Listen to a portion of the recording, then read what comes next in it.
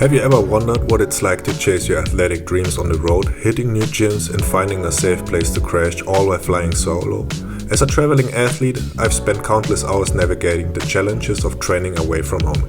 In this video, we will take a look at what you need to take care of when you're learning how to fight when traveling.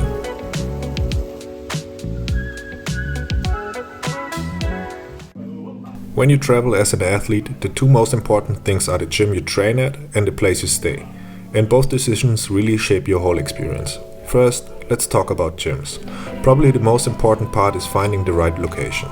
The first thing I usually do when I research where I want to go next is checking the availability of gyms in the city or the area where I want to travel to.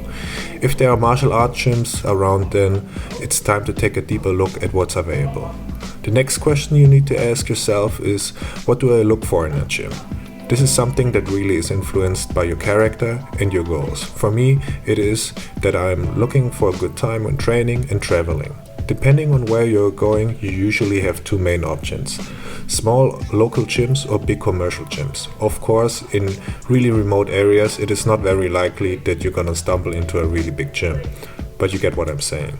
Small local gyms are amazing because they feel personal. You connect more with people, you experience the real culture, and training often feels more authentic.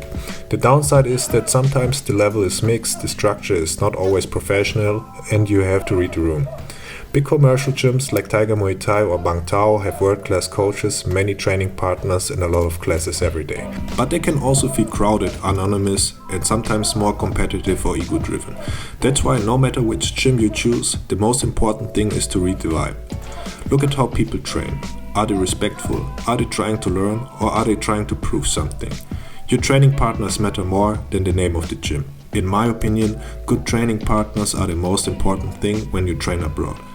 This might sound a bit woo-woo, but you can really feel people's energy. Some gyms feel welcoming, others feel tense or hostile. Trust that feeling. And wherever you go, your attitude is key. Be polite, be humble, be respectful. 9 times out of 10, you're going to have a great experience. Let's have a quick look at accommodation, because that's part of your training too. If you train at a very big gym like Tiger Muay Thai or Bang Tao, my tip is don't stay right next to the gym. Places around famous gyms are often more expensive and lower quality. I prefer staying a little further away. Better apartment, more quiet, and usually cheaper. It also helps mentally. You don't live inside the gym bubble. You can sleep better, recover better, and experience life outside of training.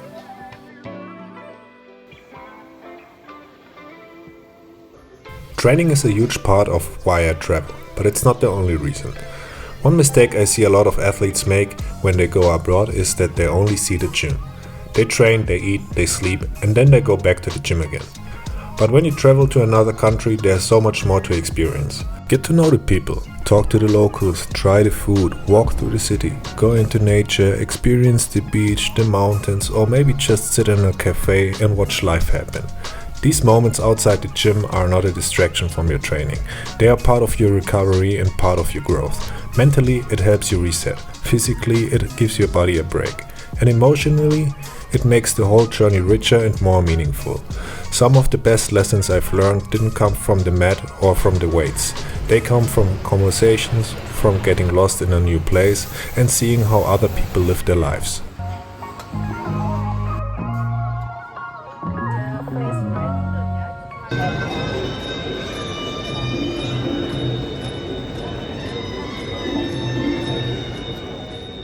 Training safely is my number one priority when I travel.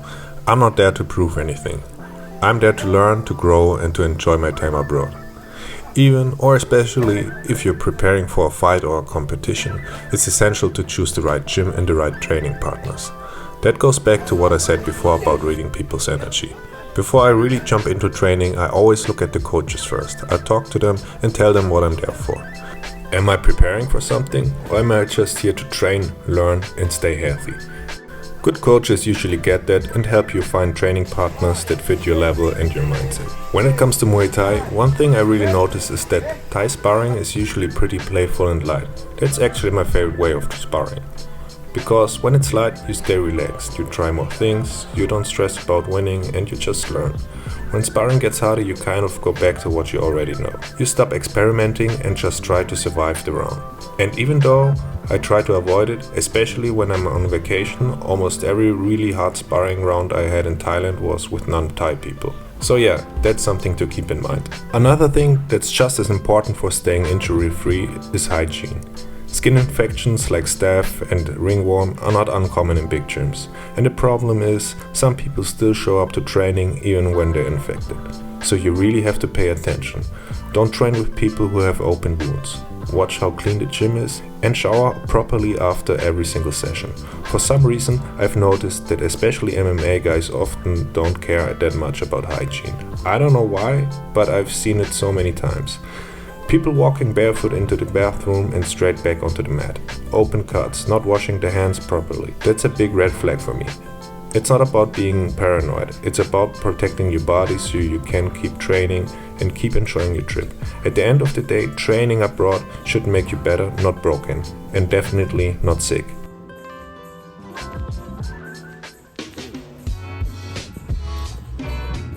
If you really want to make progress while traveling, the most important thing is to stay open-minded. Even when you think you already know the technique the coach is showing, just listen. I promise you there's always a small detail you missed before. Every coach teaches differently and every coach fights differently. So even if it looks like something you already know, there's always another perspective you can learn from. Sometimes the coach shows something and you think, yeah, that's not really my style. But I still try it. Try to understand why it works for other people. Try to understand why it works for you or why it doesn't. That's how you really build your own game instead of just copying techniques. If you stay in one place for a longer time, pick one gym and one main coach. Jumping between gyms every day can be fun, but it also slows down your progress. You're always adapting to new rules, new people, new styles. If you stay with one gym, you start to understand the training culture. The coach understands you and your training becomes way more effective. Same with private lessons. If you take privates, try to stick with the same coach. Over time, they get to know your strengths and your weaknesses. They know what you need and you don't have to explain yourself from zero every session. That's when real progress happens. But not everyone stays in the same place for weeks or months.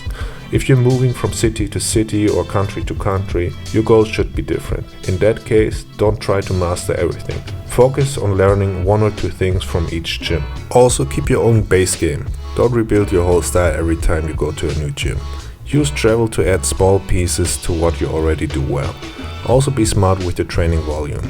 And finally, communicate. Tell the coach and your training partners that you're just passing through. Tell them what you want to work on. Most people are happy to help if they understand your intention.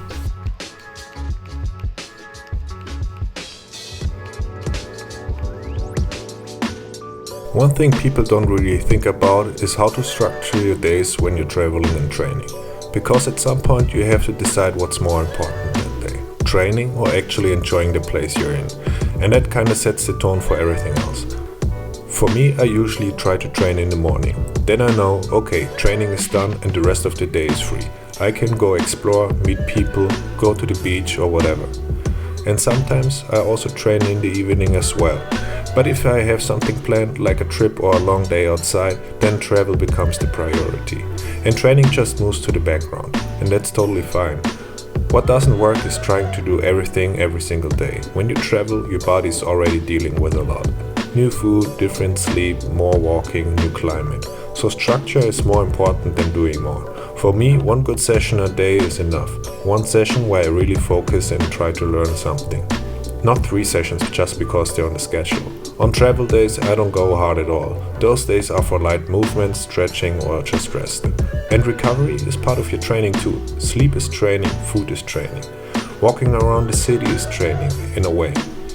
I also like to split my day into 2 parts. There's training time and then there's life time. Train first, then enjoy the place. That way you don't feel rushed in training and you don't feel guilty when you're out exploring. If you don't set priorities, everything gets messy. You either train too much or not at all. But if you keep it simple, it works. You get better at your sport and you still actually get to experience where you are. And if you found this video helpful and want more like this, let me know in the comments. Don't forget to check out my other training and travel related videos and don't sleep on my yoga routines.